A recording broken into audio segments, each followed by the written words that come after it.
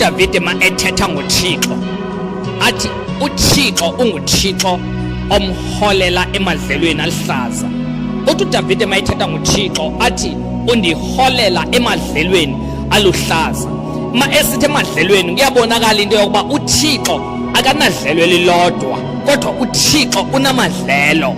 If uphoxeke kwidlelo elithile okanye izinto azakuhambela kakuhle kwidlelo elithile, no, uThixo uzavula omnye umnyango welinye idlelo, because indawo nendawo obekwe kuyo nguThixo uyazi uba lidlelo obekwe nguThixo kulo. If izinto azikuhambeli kakuhle kwidlelo elithile, izinto ebefama zikuhambela kakuhle, izinto ebefama uyazipasa azipasanga, don't worry man, uThixo uzawutshilela elinye idlelo man. uNkulunkulu unguNkulunkulu wamadlelo, uzokufaka kwelinye idlelo. If ufika kuvaliwe kwelinye atshile umnyango welinye man.